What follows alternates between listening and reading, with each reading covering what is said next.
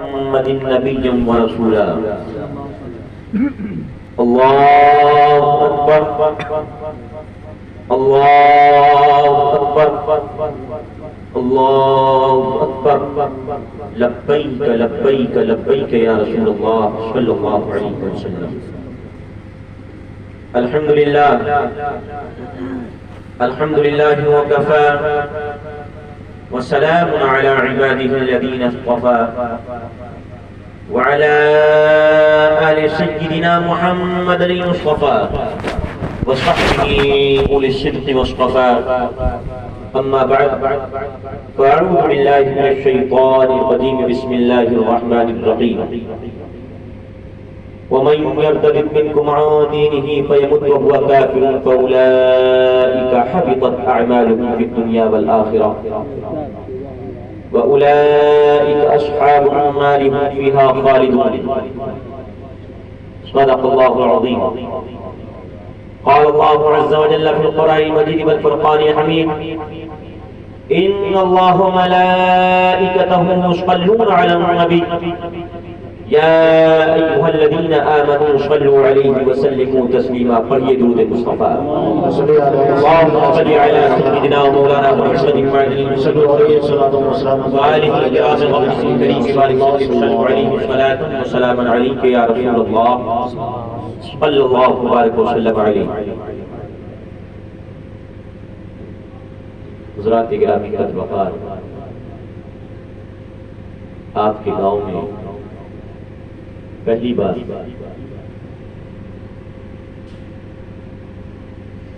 حاضری کا موقع ملا. اللہ رب العالمین اپنے حبیب علیہ السلام کے ہمیں حق کہنے، حق سننے اور حق کہہ سن کر کے ہم سب کو اس پر عمل کی توفیق عطا فرمائے. ہمارے اور آپ کے درمیان یہ جو آنا ہوا کسی رشتہ داری کی بنیاد پر نہیں ہوا. میں آپ کے یہاں آیا تو کیا نام ہے؟ لچمن پور. لچمن پور پہ کوئی ہماری ددیالی تھوڑی نہ ہے اور نہ ہی ہماری کوئی ممیالی ہے، نہ ننیالی ہے اور نہ ہی کسی قسم کی کوئی سسرالی ہے، یعنی کوئی رشتہ داری دنیاوی نہیں. آپ کے بیچ میں آیا تو فقط اس بنیاد پر کہ جو ان تمام رشتوں پر غالب رشتہ ہے اور وہ ایمان کا رشتہ ہے، اس ایمانی رشتے کی بنیاد پر حاصل آئے. آپ کو معلوم ہونا چاہیے ایک ہوتا ہے ایمانی رشتہ اور ایک ہوتا ہے خالص دنیاوی رشتہ. اگر دنیاوی رشتے کے ساتھ ایمانی رشتہ ہے تو سبحان اللہ، ورنہ یاد رکھیں ایمانی رشتہ ہر رشتے پر غالب ہوا کرتا ہے. چونکہ ابھی میں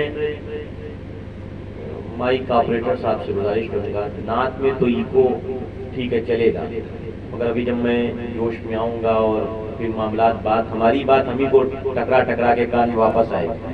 اور جو وہاں بیٹھے ہوئے تو وہاں سب پتہ نہیں کیا بول رہے ہیں یار، اتنا مائک کا جھنکار رہا ہے کہ ہمارے یہاں تو معاملہ یہ ہے کہ وہ مائک میں ٹک سے جو ہے ایسے بول دیتا ہے تو وہ نہیں سمجھیں گے مولانا صاحب کہہ رہے ہیں، وہی ٹک سے بولا تو پہ جو آواز ریپیٹ ہوئی تو بولے سبحان اللہ.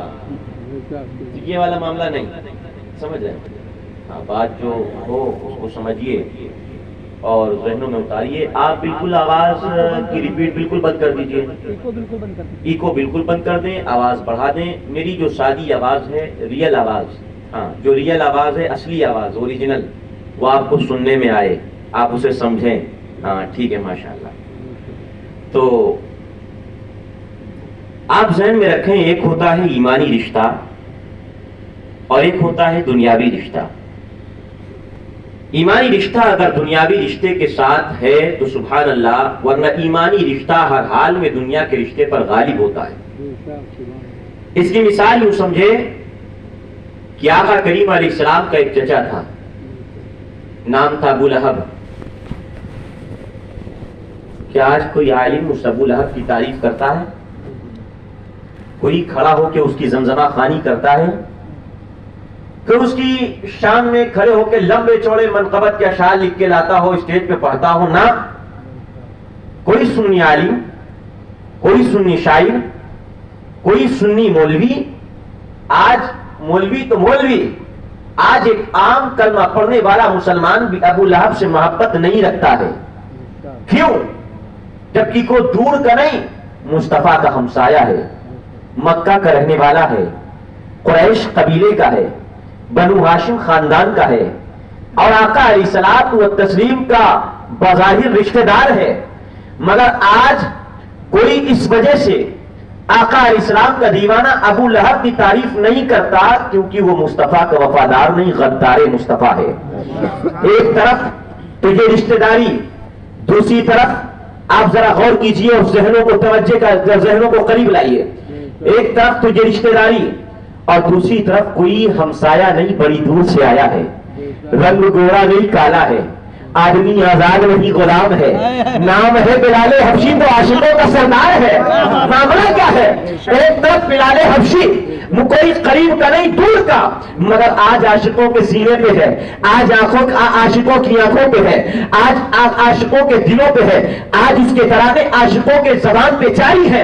معاملہ یہ ہے، پتہ چلا نبی کا دربار ہے، میاں یہاں یہ نہیں دیکھا جاتا ہے کون چچا ہے، کون ماموں ہے، کون بھائی ہے، کون بیٹا ہے، کون رشتہ دار ہے، بس یہ دیکھا جاتا ہے جو ہمارا ہے، یعنی جو مصطفیٰ کا ہے وہ ہمارا ہے، جو نبی کا نہیں وہ ہمارا نہیں ہے. معلوم ہوا مصطفیٰ کا ہمارا اور مصطفیٰ کا نہیں تو ہمارا.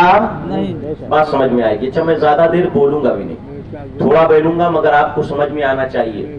ذرا ذہنوں کو قریب کیجئے. شاعر کہتا ہے خشک شاخوں کو وہ تازہ گلاب دیتے ہیں، عہد پیری میں وہ پھر سے شباب دیتے ہیں. اب آپ کہیں گے یہ کیا مولانا پڑھ رہے ہیں، تھوڑا سمجھائیے تو، ایکسپلین می، آپ کچھ وضاحت کیجئے. میں نے کہا سنیے، شاعر مصطفیٰ کریم علیہ السلام کے بارے میں سمجھانا چاہتا ہے. آج سنی ہوں اور میرے سنی جوان اور سنی عمر دراز بیٹھے ہیں، میں آپ سے کہنا چاہتا ہوں آقا کریم علیہ السلام کی بارگاہ میں درود پڑھنے کی بات آتی ہے، کہتا ہوں آقا پر درود پڑھو، تو آپ کے زبانوں پہ کیا تالے لگے ہیں؟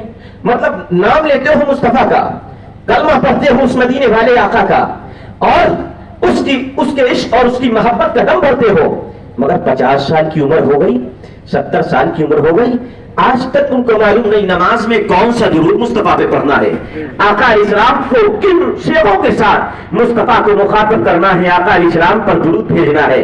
آپ کو یہ معلوم نہیں تو یہ شرم کی بات ہے.